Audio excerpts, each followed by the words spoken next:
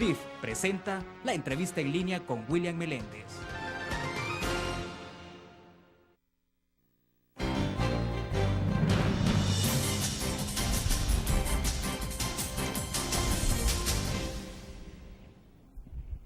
Es miércoles 25 de mayo de 2011. Gracias por acompañarnos en la entrevista en línea. Saludos a los cibernautas que están con nosotros en el www.laprensagráfica.com. También a nuestros televidentes que nos ven a las 9 de la noche en canal 2595 en cable de Tigo. Y un saludo para quienes nos sintonizan también por Grupo Nutriz Radio o GD Radio de la Prensa Gráfica, que es una transmisión totalmente en internet en horas de la tarde. Pueden enviar sus comentarios si ustedes lo desean.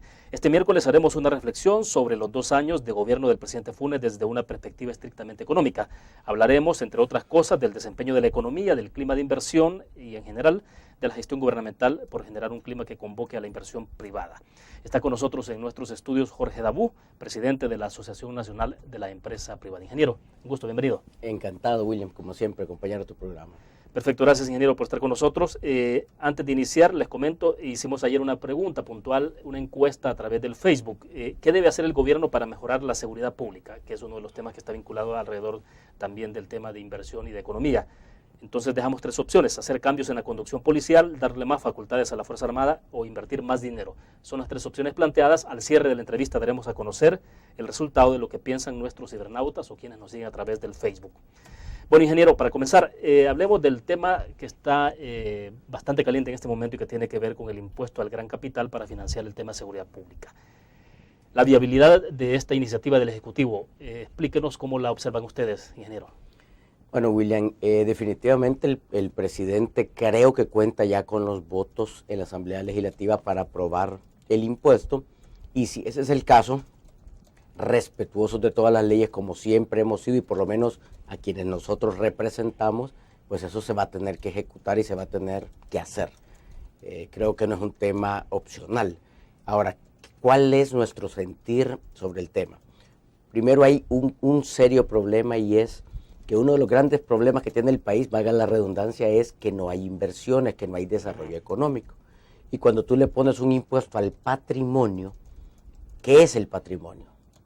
¿Qué es? Es el ahorro de las personas. Ese es el patrimonio, de las personas o de las empresas. ¿Y con qué invierten las personas o las empresas? Con sus ahorros. Entonces estás poniéndole una traba a la inversión, que es una de las grandes deficiencias que tenemos. Y lo segundo es que se vende como un impuesto de carácter transitorio, pero es para un gasto de carácter permanente. El FEFE que nos pusieron en la época de la guerra, pasamos 22 años pagando el FEFE. O sea que ese tema pareciera que no es tanto así. O sea, ¿ustedes no creen que sea tan temporal finalmente un impuesto como ese? No creemos que sea temporal, y esto es solo de la parte desde afuera. Ahora, desde adentro, la pregunta del millón es, al darle 120 millones de dólares más a las instituciones actualmente, en el desorden que hay, en la ineficiencia, en la falta de confianza y en la falta de coordinación, ¿le vamos a resolver el problema a los salvadoreños? Esa es la pregunta que hay que subrayar, William, la más importante de las preguntas. ¿Le vamos a resolver el problema a los salvadoreños? Y me atrevo a decirte que lo veo muy difícil si no hacemos, y repito, si no hacemos un plan ordenado, coordinado, estructurado, que eso es lo más importante.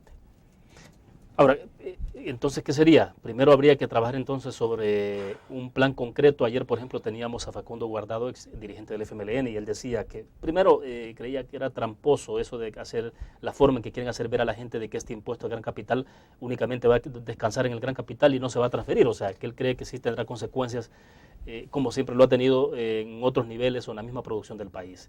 Pero entonces, ¿qué es lo que habría que hacer? Primero, diseñar un plan, discutirlo a nivel nacional o con todos los sectores. A ver, retomo primero 5 segunditos lo que dijo el día de ayer tu invitado, Facundo Guardado, y tiene toda la razón. Ese discurso populista para lograr la aprobación de la gente se va a traducir en un costo, desgraciadamente se va a traducir en un costo, y eso por lo menos la gente tiene que estar consciente, porque si está de acuerdo, está bien, pues que se haga, pero que sepan que no es así de bonito como se los han pintado. Ahora, ¿qué es lo que hay que hacer? Si la gente no confía en la policía, nunca va a poner la denuncia, no vas a poder resolver el problema. Si la policía no se coordina con la fiscalía, la investigación del delito no va a funcionar, tampoco vas a resolver el problema.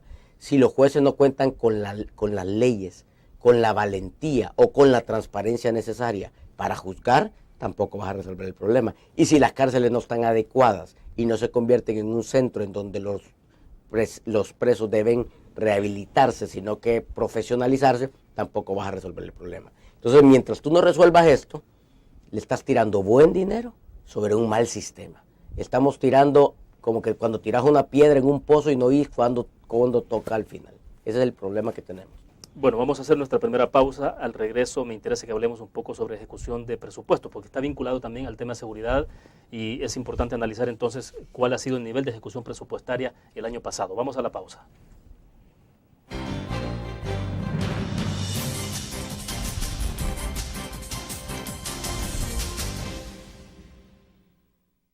Con el Seguro de Salud de ASA Suiza, usted obtiene amplias coberturas y beneficios adicionales con las mejores tarifas. Crédito por hospitalización. Maternidad como cualquier otra enfermedad. Plan dental. Cobertura para trasplante de órganos. Seguro de vida. Coberturas para las complicaciones de recién nacido y enfermedades congénitas. Beneficio de desempleo para el pago de las primas de seguros. Nuestro seguro de salud le permite acceder a servicios de la más alta calidad y de forma inmediata. ASA Suiza asegura su tranquilidad.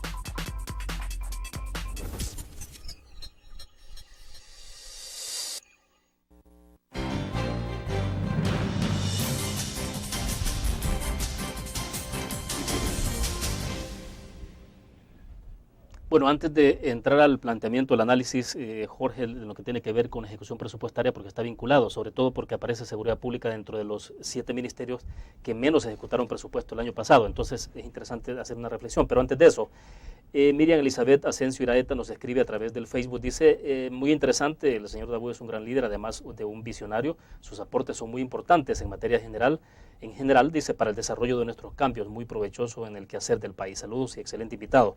Joel Turcios, creo que ustedes como gremio empresarial deben de hacerle conciencia a este gobierno que la seguridad nacional, entre paréntesis, ya sea por guerra, delincuencia, margen, etcétera, cierra paréntesis, es un derecho de todo ciudadano y un deber de velar porque ésta se cumpla y no debe tratarse como un aspecto sujeto a paquetazos fiscales, dice entre comillas. Por otro lado, desde que tomó el poder el Frente estamos experimentando un incremento en el envenenamiento, entre comillas, de las mentes, si se les puede llamar así, de la imagen que representa la empresa privada en El Salvador. Hoy más que nunca deben hacer lo suyo para exponer claramente a la población el rol vital del sector privado en nuestra sociedad y cómo en su estímulo estriba la clave para eliminar la pobreza y promover la prosperidad y el progreso. La estrategia de prosperidad, dice Joel, por decreto, entre comillas, o a la fuerza promovida por este gobierno no sirve. Saludos desde Carolina del Sur. Quizás, si gusta hacer referencia a los dos planteamientos. Rápidamente.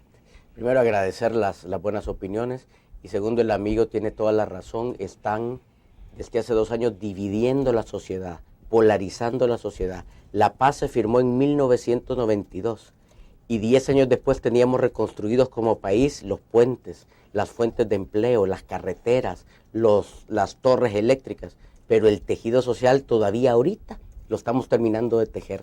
Es una irresponsabilidad con El Salvador y con los salvadoreños dividir a la sociedad. Ese es un discurso populista para que se abone a las políticas y creo que es algo muy dañino.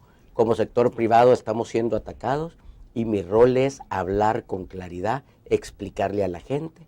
Y te digo una cosa más, que prueben lo que el sector privado les ha venido diciendo por años, y si quieren en los últimos 2 años, y verifiquen quién les ha estado diciendo la verdad y quién les ha estado mintiendo, qué ha funcionado y qué no ha funcionado. Y si lo hacen con mente fría, sin ideologías, sino que con una visión de país, se van a dar cuenta que el sector privado ha estado honestamente tratando de buscarle soluciones a este país y no salidas como muchas veces sucede. ¿El sector empresarial del país se siente agredido, Jorge? Estamos permanentemente agredidos, ya sea vía delincuencia, ya sea vía discursos presidenciales, ya sea vía leyes dañinas al desarrollo económico y ya sea vía propuestas de coartar libertades, democracia e instituciones. Todo eso, pero tú dices a los empresarios, al final los empresarios somos todos los salvadoreños. De alguna forma estamos relacionados. El que no se sienta parte de un sistema empresarial no sé parte de qué es. En un país solo existe el ambiente público y el ambiente privado, y ahí participamos todos. Perfecto. Sobre el planteamiento de la inquietud anterior, Jorge, bueno, seguridad pública está dentro de los 7 ministerios que menos ha ejecutado presupuesto. Tiene, de acuerdo a la información que tenemos, un desfase de más del 50%, y ahí están otros ministerios, por ejemplo, Gobernación, Obras Públicas, Medio Ambiente y el Ministerio de Hacienda. O sea, en el presupuesto de 2010 tenían la plata y no la ejecutaron. Y quiero relacionar esto entonces con el impuesto a la seguridad al gran capital, porque uno se pregunta, bueno, si hay dinero que no lo ejecutaron el año pasado, entonces ¿cómo que ahora están pidiendo para ejecutar más si no lograron ejecutar lo que se tiene? Y te voy a dar un insumo más que tú no mencionaste. Por primera vez en muchísimos años, este gobierno comenzó el año con presupuesto, porque todos los años veíamos que no había presupuesto. Este gobierno comenzó y ha sido el gobierno en la historia moderna de este país con más créditos y más recursos externos, que esos todavía tú no los estás echando en cuenta en esto. El presidente ofreció 1.200 millones de dólares de inversión, hemos llegado como a 400 o 500 millones, es decir, una ejecución bastante baja. Y entonces la pregunta es, ok, ¿y esos recursos entonces qué está sucediendo? ¿Se nos están yendo a gasto corriente? ¿En qué los estamos utilizando? ¿Le vamos a meter más dinero a un sistema, a un motor que no arranca, que no enciende, que no está funcionando? ¿O vamos a hacer que arranque, que encienda y que funcione primero? Esos son los grandes temas de los que pocas veces hablamos. Ahora, en medio de esto, ¿hay o no contradicciones en las exigencias o en el planteamiento del Ejecutivo? Le pregunto esto porque uno, volviendo, baja ejecución presupuestaria, o sea, dinero hay, pero no lo están ejecutando, pero se requiere más por el impuesto a la seguridad del gran capital. Y lo otro es, entonces, también se exige al sector privado que invierta más en el país, pero el sector público, teniendo recursos, no está invirtiendo.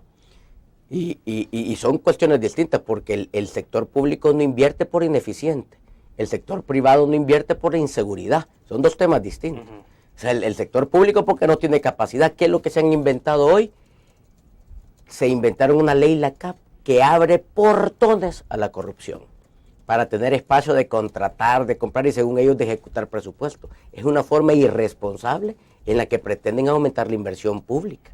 La inversión pública se aumenta haciendo bien el trabajo, generando predictibilidad, programando compras, diseñando proyectos y no abriendo portones a que compren lo que sea, como sea, de la forma que sea. Eso es por el lado público. Y por el lado privado nos invitan a invertir, pero pasan una ley que dice ningún privado va a venderle agua al Estado, lo va a hacer ANDA. Yo no sé cómo lo va a hacer ANDA, pero lo va a hacer ANDA. Inviertan en privados, pero el Ministerio de Salud va a decidir comprar las medicinas en Cuba o en India porque la ley ahora se lo permite. Inviertan, pero no van a participar en las licitaciones de las alcaldías porque hoy tienen libertad ellos de contratar sin tener que licitar los proyectos de construcción. Entonces vamos en contravía y esos son los temas que a veces suenan a que nosotros nos estamos oponiendo a todos y lo único que estamos haciendo es explicándole a la población El Salvador en el que están viviendo hoy. Y si quieren un mejor país, escuchen y pidámosle a los funcionarios que nos den respuesta a nuestros problemas. Jorge, la ley, la CAP que se ha modificado es la que se ha ejecutado en los últimos 5 o 7 años, ¿no? 15 años. 15 años, por 15 años se ejecutó. Y ahora entonces ustedes lo que advierten es que haya más discrecionalidad y esto lleve también a la corrupción en el manejo de los fondos públicos. Definitivamente hay artículos que dejan a total discrecionalidad de algunos funcionarios, definen que en cualquier caso de emergencia ellos pueden hacer compras abiertas sin tener que licitar, sin definir qué es una emergencia. Una emergencia es cuando hay una crisis de dengue y hay que hacer una compra o algo de urgencia, o si tenemos un terremoto y tenemos una necesidad especial. Pero ahorita lo que ellos están haciendo es abriendo la puerta para que en el día a día puedan resolver su ineficiencia administrativa vía una ley más abierta. Y eso es un serio problema, primero, para los recursos que paga usted, amigo. Todos nosotros, los impuestos que pagamos, hoy van a estar, si antes había corrupción, porque aquí esto no es secreto para nadie, que en muchas procesos de licitaciones había corrupción. Hoy se abre la puerta de par en par para que eso se pueda volver a dar. Bueno, vamos a otra pausa comercial. Volvemos.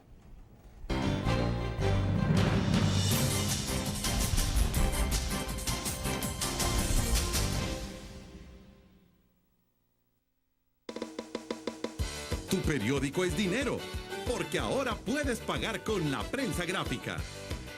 Busca y recorta en tu periódico el dinero, que podrás canjear en los establecimientos de nuestros aliados. Encontrarás uno cada día. Compra con la prensa gráfica y encuentra una buena noticia para tu bolsillo. Con la prensa gráfica lo compras. Con la prensa gráfica lo pagas. La prensa gráfica.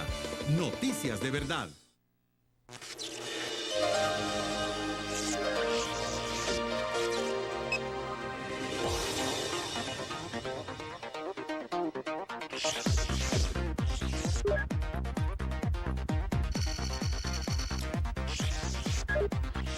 Estimulamos tus sentidos para que leas, veas, escuches e interactúes con la verdad. LPG Multimedia.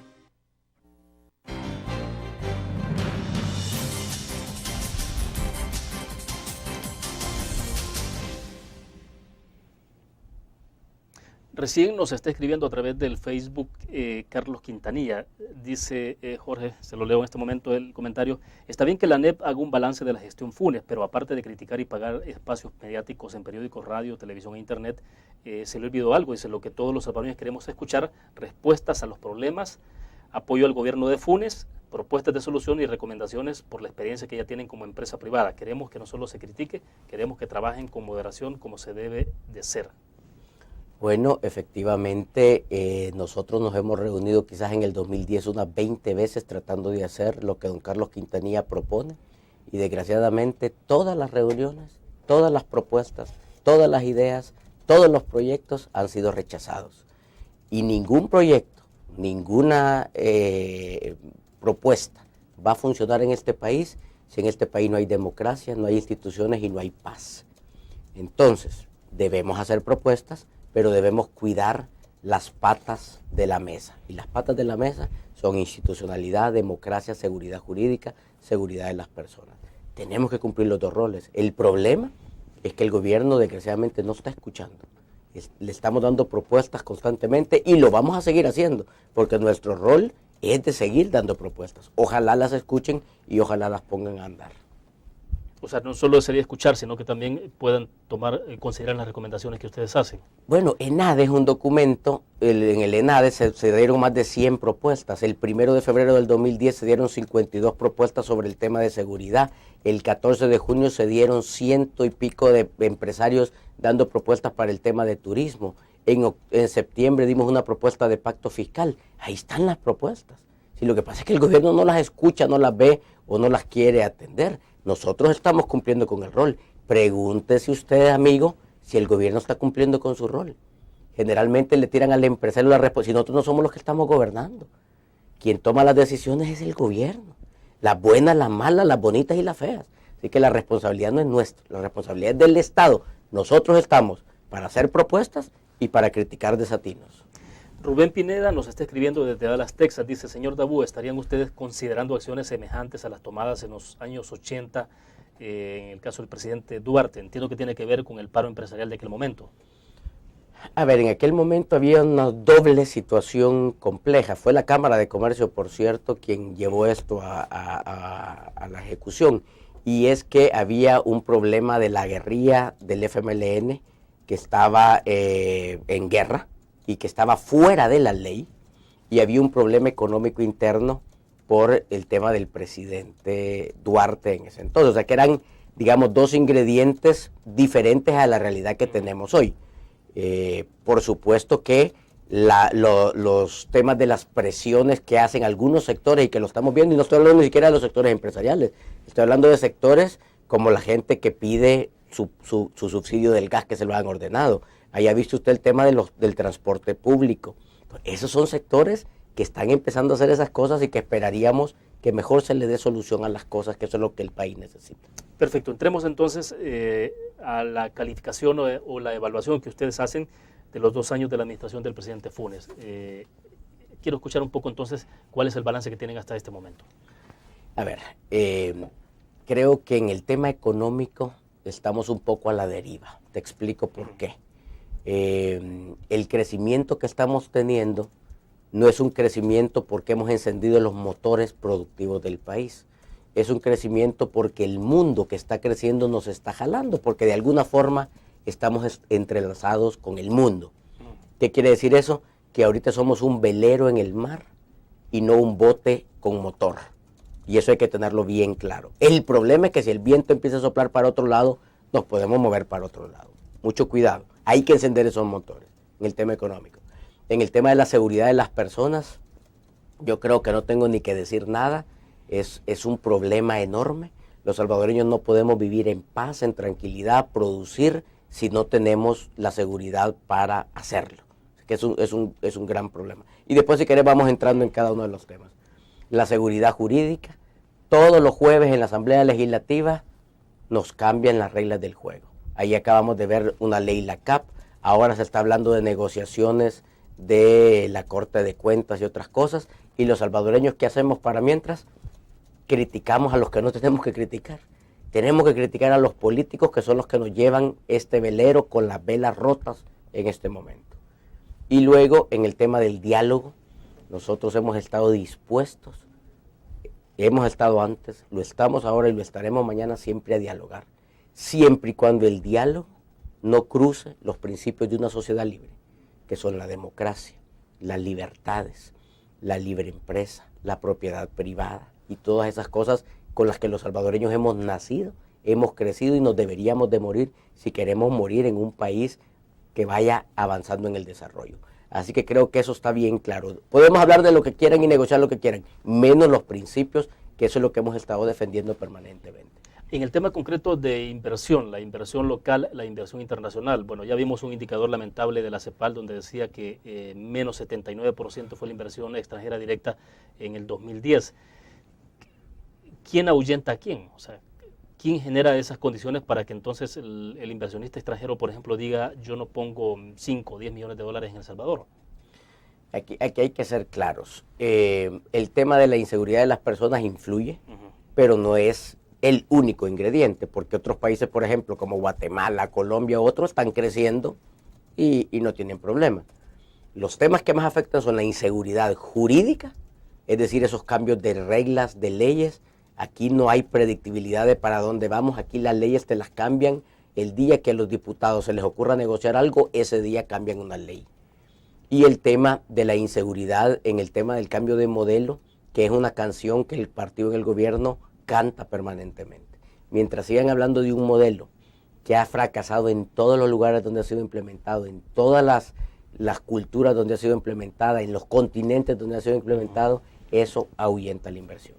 Porque ¿qué es lo que hace, Jorge, un inversionista extranjero que, digamos, tiene un proyecto y puede ubicarlo en cualquier país de Centroamérica, pero qué es lo que hace de inmediato, el primer paso que da antes de invertir ese dinero en ese país? Es decir, pide un diagnóstico, manda un equipo de avanzada a ese país. ¿Cuáles son las variables, si las podemos enumerar del 1 al 3, por ejemplo, las más importantes que observa? Hoy, gracias al internet y a la comunicación, es bien fácil saber cómo está un país. Y existen indicadores importantes, si te leo algunos. Fitch Rating te habla de la parte del orden fiscal y económico. Nos ha bajado la calificación 2 veces consecutivas. El Banco Mundial hace el Doing Business, que es la facilidad de hacer negocio. Hemos caído 6 puntos el año pasado. El Foro Económico y Mundial te da el índice de competitividad. Hemos caído 5 lugares el año pasado. El Heritage Foundation te habla de libertades. Bajamos del 16 puestos. Moody's, el grado de inversión te lo baja. Eso es lo que leen los empresarios. Y eso no lo estamos haciendo los empresarios. No lo generamos los empresarios, lo está generando el gobierno. Y ese tipo de cosas son las que ves: competitividad, libertad, predictibilidad, seguridad. Ahí están los indicadores. Ni siquiera los emitimos nosotros. Perfecto. Hacemos otra pausa. Volvemos.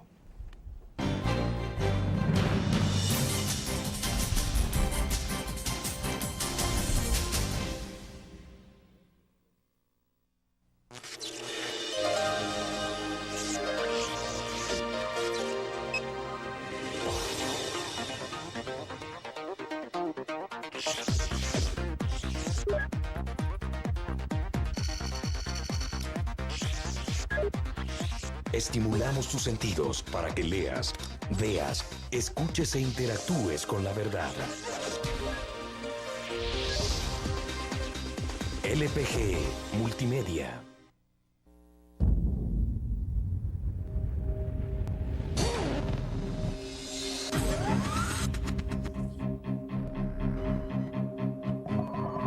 El inicio de una estrategia financiera desde los negocios y la actividad económica hacia toda Centroamérica. El Economista Regional, una revista especializada donde encuentras el panorama empresarial y los principales movimientos financieros. El Economista, el modelo regional de información económica.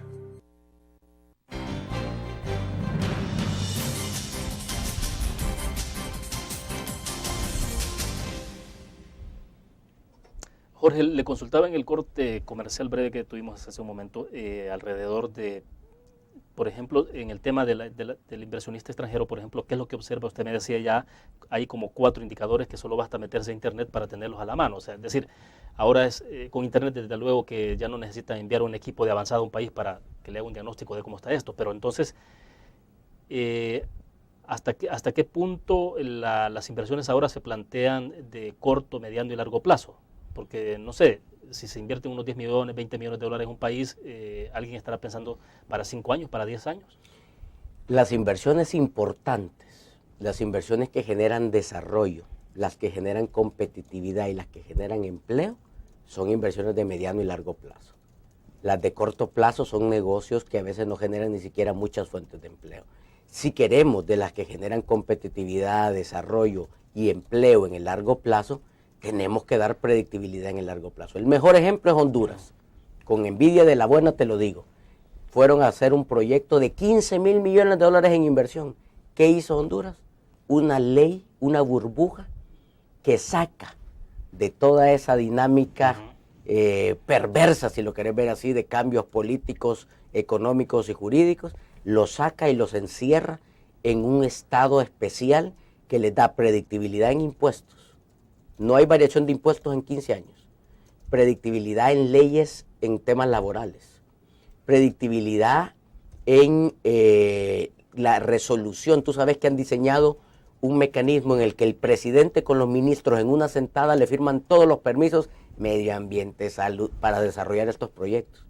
Ese es el tipo de cosas que deberíamos estar haciendo aquí. Y aquí vamos en contrasentido. Aquí cambiamos la ley de compras del Estado para que el Estado escoja como quiera a quién le va a comprar. Aquí le metemos impuestos a la actividad que está deprimida. Aquí le ponemos burocracia.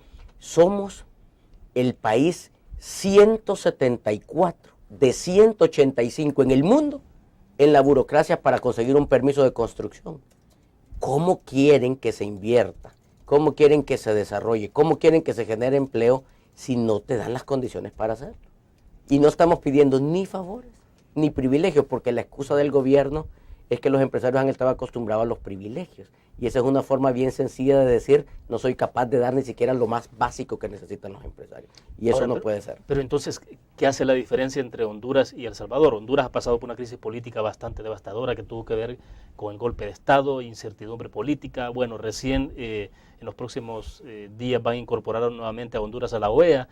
O sea, y entonces uno se pregunta, bueno, ¿qué es lo que hace la diferencia? O sea, ¿cuáles son las claves? Bueno, un documento de 10 páginas, una ley que dice, señores diputados, ustedes no van a cambiar las leyes fiscales.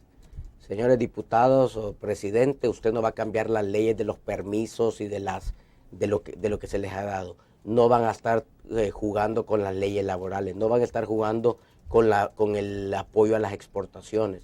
Eso es lo que le dicen, y entonces los encierran en una cápsula y te dan una predictibilidad por 15 años. Eso es lo que dice la ley. Le dicen 15 años, usted esto, les quitan también, que eso no es tan importante porque hoy ya los impuestos que se pagan por bienes de capital son cero, o sea, pero le dicen no pagan impuestos sobre las nuevas inversiones. Ellos es una especie de blindaje. Es un blindaje, eso es lo que han hecho. Le han dicho, el que venga a invertir en este tipo de proyectos, en estas cantidades de estos montos y generen estos empleos, están blindados. Los sacamos de toda esa vorágine de cambios que permanentemente tenemos en nuestros países. Eso es lo que han hecho. ¿Por qué no pensamos en hacer algo de eso? Eso implica que firmen los partidos que están hablando de que te quieren quitar libertades y cambiar el sistema, que firmen que están de acuerdo en que no lo van a hacer y tienen que renunciar a eso. Vamos a ver si están dispuestos a hacerlo. Vamos a ver si de verdad quieren inversión. Pero veamos otro país, el caso de Nicaragua. Daniel Ortega, con todas las complicaciones, la controversia que hay permanentemente con la oposición, la forma en que está administrando ese país, el cuestionamiento sobre el tema de corrupción. Pero ¿por qué Nicaragua está también mejor que El Salvador? Te explico también, y ya nos va a pasar a nosotros en El Salvador. El mayor exportador de Nicaragua hoy es el presidente Ortega y compañía. No el gobierno, el presidente Ortega y su familia. Compran todo lo que sea, a todos los empresarios, a cualquier precio y en cualquier cantidad. Y el pago es romper las instituciones, romper la democracia. Y ese es el pago que algunos empresarios, porque no puedo hablar de todos, y lo aclaro, algunos empresarios en Nicaragua, ese es el negocio que están haciendo. Callar ante la ruptura de la institucionalidad, de la democracia. Cuando ya no los necesite, el presidente Ortega los va a desechar. Por el momento los está utilizando y está haciendo ese tipo de trabajo. Entonces esa es una historia distinta que ojalá, y toco madera, no nos vaya a tocar a nosotros vivirla. Pero ¿por qué el país puede tener esa ruta? Usted decía hace un momento. Porque existen ya mecanismos, tal vez no del gobierno, pero sí de otras instituciones político-partidarias que están comenzándose a convertir en empresas con algún fin que todavía no está claramente definido. Para ponerle nombre y apellido, ¿usted ve esa suspicacia, tiene esa suspicacia en el caso del Albapetróleo? Bueno, es un tema que todavía no está muy claro quién va a pagar esos. O sea, estamos felices ahorita por la inversión, pero ¿y quién va a pagar esa deuda? ¿Será el gobierno central? ¿Serán los impuestos de los salvadoreños? ¿Serán las municipalidades? ¿Cómo está diseñado eso? A mí todavía no me queda claro ese tipo de negocios, cómo está funcionando. Si habría que ponerle una calificación a este gobierno del 1 al 10, por ejemplo, Jorge, en el tema, en el manejo de la materia económica, ¿cuánto le podrían colocar? Yo creo que lo importante es decir lo que está funcionando mal. Nuestro rol como sector privado, más que calificar a un gobierno, es exponer las cosas malas, felicitar las cosas buenas y criticar los abusos y las cosas que van en contra de las libertades, y es lo que estamos haciendo, y yo prefiero mantenerme haciendo eso y que la nota se la pongan los salvadoreños. Perfecto. Cuando regresemos hablemos del tema estrictamente de seguridad pública y la incidencia sobre la actividad económica. Vamos a la pausa.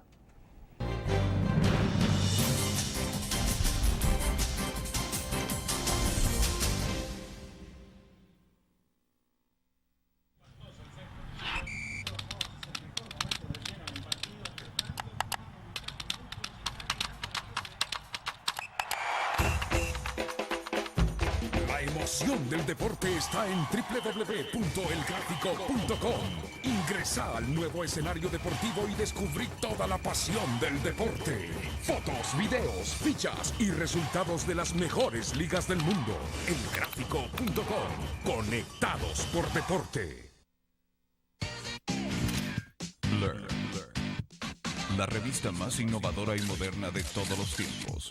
Única en su estilo, creativa.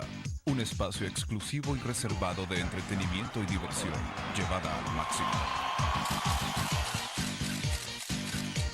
Blur. Time Out, Movie, lo mejor de la cartelera. Art. Shopping, la guía de la moda. Go, viajes cortos fuera de la ciudad. Blur.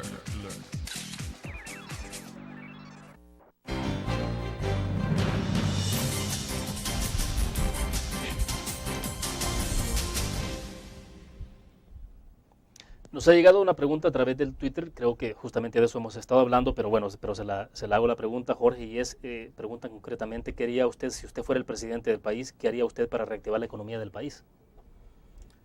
Bueno, reactivar la economía del país requiere que reactivemos o resolvamos otros problemas. Los problemas de la economía no son económicos, son políticos. Las empresas, las personas están listas con recursos muchas veces, con proyectos para iniciar un proceso de desarrollo económico. Lo que hay que hacer es dar el banderillazo de salida. ¿Qué se necesita? Una integración de todas las instituciones que se puedan coordinar realmente, sin visiones político-partidarias, sino con una visión de generar seguridad a los salvadoreños, número uno. Número dos, seguridad jurídica. Y como eso no está totalmente en manos del presidente, pero sí de su partido político que lo llevó al poder, pues hablar con seriedad y generar esa certidumbre política. Y 3, garantizar que los salvadoreños vamos a seguir viviendo en paz, en democracia. Vamos a fortalecer instituciones y esa es la gran ruta que tenemos que llevar. Si tú me dices a mí, ¿qué pediríamos de regalo para un año exitoso en el país? Yo te diría garantías de democracia y de instituciones fuertes. Todo lo demás lo podemos ir solventando en el camino, pero eso está en peligro y creo que es la base y el sustento para que este país pueda salir adelante. Perfecto, entremos en materia del tema concretamente de la seguridad pública. ¿Cómo está incidiendo sobre la evolución de las empresas en el país y en la economía en general, Jorge? A ver, la seguridad le cuesta a El Salvador alrededor de 2.250 millones. La última vez que tú me invitaste lo platicábamos un poco.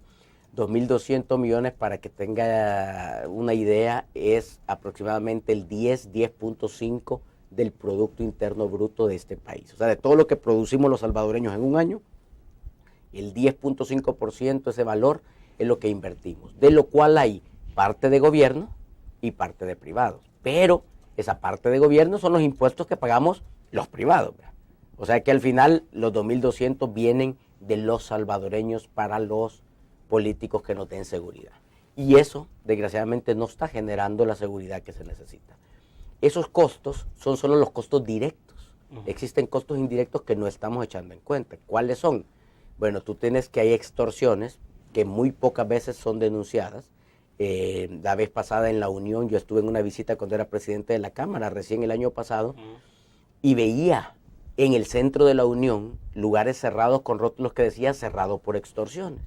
Cada uno de esos negocios probablemente tiene 4, 5, 10 familias a la cola que se quedan sin una posibilidad de desarrollo. Claro. Y te estoy hablando de las micro y pequeñas empresas. Fíjate que no te estoy hablando ni de las grandes, porque ellas, las grandes, se resuelven sus problemas de seguridad. Pero las micro y las pequeñas no se lo pueden resolver. Bueno, pero aún con dificultades, porque hay empresas distribuidoras que han tenido que enfrentarse a la extorsión, sus distribuidores que tienen que llegar a los caseríos o los cantones, o sea, siempre sufren las consecuencias. Bueno, de hecho hay empresas de las que hacen el ruteo de productos, como las boquitas, como las bebidas, exacto, que les toca pagar cuotas millonarias para hacer eso, y eso ya es algo insostenible. ¿Cómo vamos a poder salir adelante si en lugar de estar invirtiendo en nuevo equipo, en nueva maquinaria, en nueva capacitación, tenemos que estar invirtiendo en nuevas extorsiones, nuevos pagos, nuevas rentas? Y esa es la realidad que se está viviendo. El tema de la delincuencia es serio. Y te dije al principio, podemos ir caminando con este tema, con el de las inseguridades no, pero este es un tema que para el día a día del salvadoreño que le toca pagar 25 centavos para salir de su colonia, ir a trabajar, o estar al pendiente de si su niño ya llegó del colegio, si llegó con bien o sea, esa incertidumbre, esa zozobra en la que vive el salvadoreño, no permite que seamos un país productivo y competitivo. Estamos viendo, por ejemplo, en términos de repercusiones que eso puede tener entonces en el mediano plazo, en el inmediato ya lo estamos viendo, pues desde luego, pero eso cómo se va a ir reflejando entonces en la actividad económica en adelante, si no se comienza a actuar como se debería en todo el tema de seguridad pública. A ver, el tema de la delincuencia tiene dos facetas. Uno es la inseguridad de las personas, es decir, no estás tranquilo, no vivís tranquilo. Y lo segundo es que ese costo del que te hablaba antes te resta competitividad. O sea, estamos en un mundo abierto, competitivo, estamos con tratados de libre comercio, estamos comerciando con el resto del mundo. Y vos tenés como salvadoreño, como empresario salvadoreño, subido en los hombros un costo del 10%, que es el costo de la inseguridad, que ese costo quizás en Honduras es el 8%, quizás en México es el 6%, quizás en Chile es el 2%. Entonces ya llevamos una desventaja competitiva. Entonces ese es también un obstáculo para las inversiones, para el desarrollo empresarial, porque se da un obstáculo a la competitividad empresarial.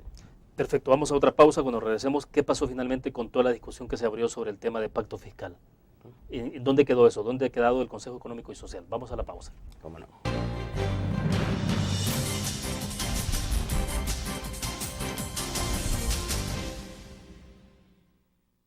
Con el Seguro Salud de ASA Suiza, usted obtiene amplias coberturas y beneficios adicionales con las mejores tarifas. Crédito por hospitalización. Maternidad como cualquier otra enfermedad. Plan dental. Cobertura para trasplante de órganos. Seguro de vida. Coberturas para las complicaciones de recién nacido y enfermedades congénitas. Beneficio de desempleo para el pago de las primas de seguros.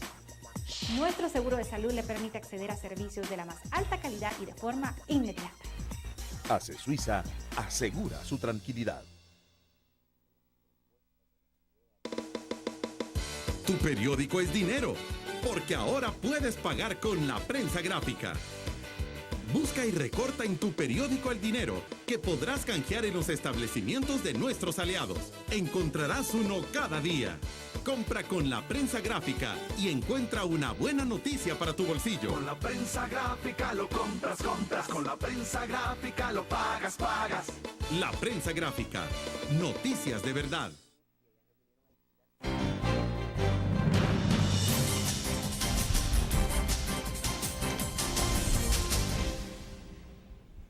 Bueno, antes del pacto fiscal, un par de consideraciones a través del chat. Eric Sánchez dice, ¿por qué cuando se habla de un nuevo impuesto a los ricos se habla de eliminar empleos? ¿Por qué no se habla de sacrificarse por el país? A ver, este no es un tema de próceres de la República. Una empresa tiene que generar riqueza, porque si no genera riqueza no hay empleo, así de sencillo.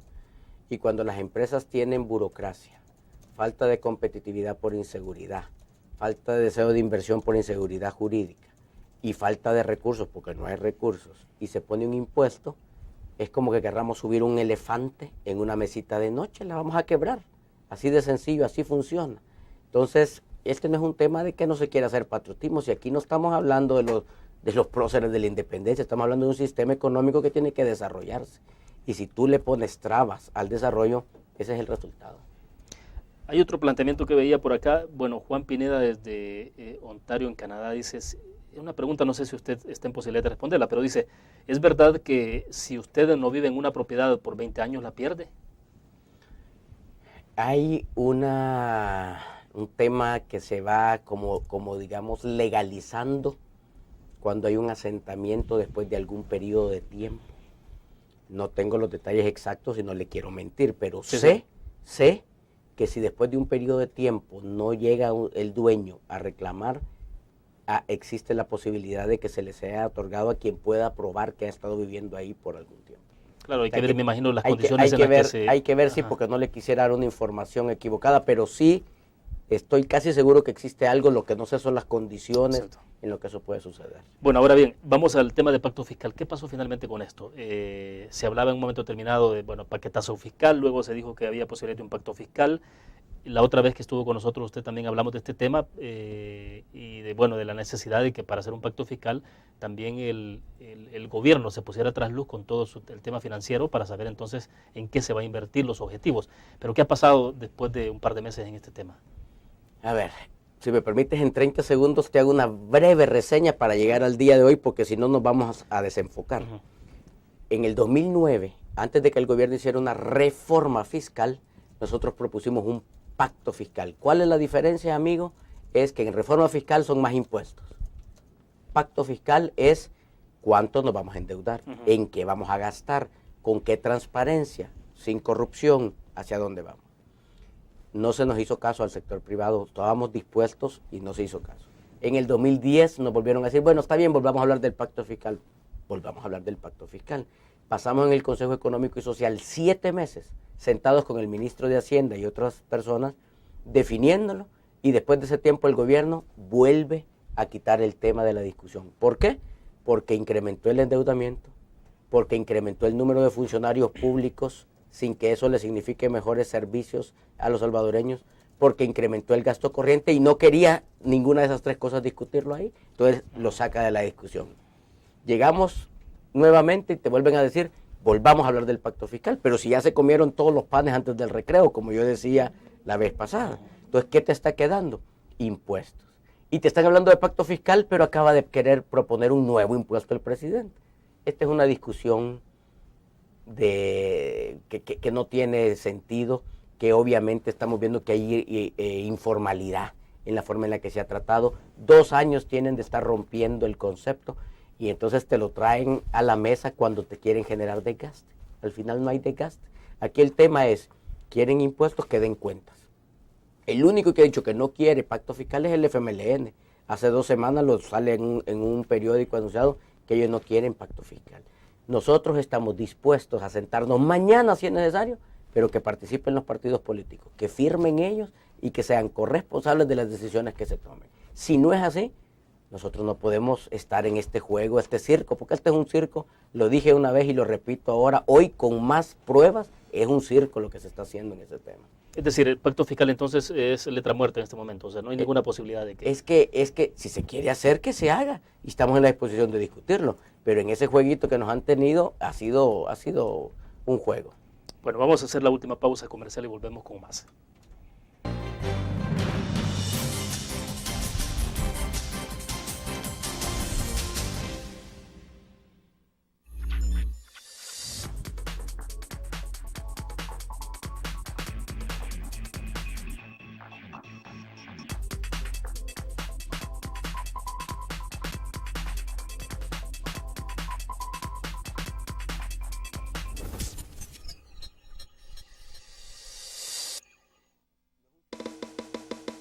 Tu periódico es dinero, porque ahora puedes pagar con la prensa gráfica.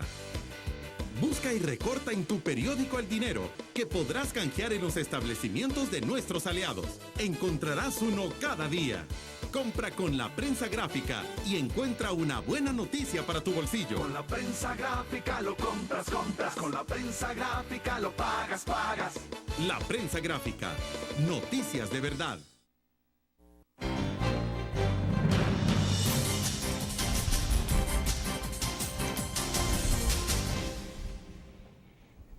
Pero entonces, ¿cuál es el rumbo que le está viendo la Asociación Nacional de la Empresa Privada a este país, Jorge? Porque bueno, ya no nos quedó chance de hablar, pero está todo el tema de discusión en la Asamblea Legislativa, ya hay prácticamente cierta unanimidad en los partidos políticos por hacer ciertas reformas electorales, dar chance de que PCN y PDC se puedan reinscribir en tiempo acelerado, manteniendo bandera, manteniendo colores, pero también se está hablando de un supuesto pacto que hay ya con el FMLN sobre corte de cuentas e incluso la reforma de la ley la CAPS, que sería parte de este paquete. Pero bueno, entonces el rumbo en general del país. Bueno, yo repito lo que te dije hace un rato. Las fuerzas económicas están listas para sacar adelante este país. Las fuerzas políticas van en contrasentido y debemos exigirles que se pongan a la par de los ciudadanos que queremos que este país salga adelante. ¿Hacia dónde debemos ir? Hacia hacer conciencia, hacia poner el dedo sobre la llaga sin temas políticos. Este no es un tema ni ideológico ni político. La economía, podemos hablar de la economía política si querés, pero aquí estamos hablando del pan y la tortilla en la mesa de los salvadoreños. De eso estamos hablando. Y la única forma de resolverlo es trayendo a los políticos de sus intereses particulares a una realidad nacional. Y ese es el esfuerzo que como ANEP hemos hecho y vamos a seguir haciendo. Y amén de que hay que estar haciendo propuestas económicas y lo vamos a hacer, hay que seguir empujando a que podamos encarrilar nuevamente la predictibilidad en el país. Se viene el 1 de junio y será entonces una fecha en la que escucharemos el discurso del presidente de la República sobre su segundo año de gestión. ¿Qué es lo que se podría o se debería de escuchar en ese discurso, por ejemplo? Bueno, el presidente dijo recientemente que ya 2 años le permitían a él definir algo así como un borrón y cuenta nueva o algo así. Nos encantaría escuchar en el discurso que efectivamente hay un borrón y cuenta nueva en los desatinos que se han tenido, pero más importante que el discurso, porque discursos podemos empedrar San Salvador de discursos, es que las acciones sean consecuentes con ese discurso. Es decir, a mí más que el 1 de junio, me interesa el 1 de julio, el 1 de agosto, el 1 de septiembre y así los subsiguientes meses para ver hacia dónde va este país.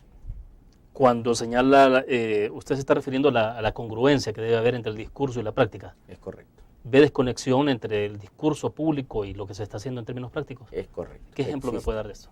Bueno, ustedes escuchamos constantemente que nos llama a los empresarios a la inversión, pero luego nos critica porque no estemos de acuerdo con una ley, la CAP, que como decíamos, que abre portones a la corrupción. cuando exponemos las razones de por qué esa propuesta de seguridad no está funcionando, cuando hablamos de las condiciones que no están y que las leía anteriormente, que no las decimos nosotros, las dice algo más, esa agresión hacia esas posiciones cuando debería de ser apertura a escuchar y construir. Al final, el presidente de la República, el presidente de todos los salvadoreños, es el presidente FUNA, no somos nosotros. Nosotros, nuestro rol es generar desarrollo. Y si tú me preguntas cómo se genera desarrollo, es lo que estamos diciendo constantemente. Si no se quiere escuchar, ese es un problema y eso te genera una incongruencia entre el discurso y el actuar. Bueno, creo que estamos en el tiempo. Le pregunté en algún momento sobre la calificación, pero me dijo usted que calificación pretendía mejor no. Ahí que te la den. Haz tú la pregunta a los salvadoreños y creo que tu calificación será la mejor. Bueno, perfecto. Jorge, quiero agradecerle entonces que haya compartido con nosotros. Muy gentil. Con mucho gusto, William. Siempre es un placer acompañarte en tu programa. Bueno, perfecto. Quiero dejarles antes del cierre de la entrevista el resultado de la encuesta que giramos alrededor de uno de los temas que abordamos este día. Lo tiene usted en pantalla. Preguntamos qué debe hacer el gobierno para mejorar la seguridad pública.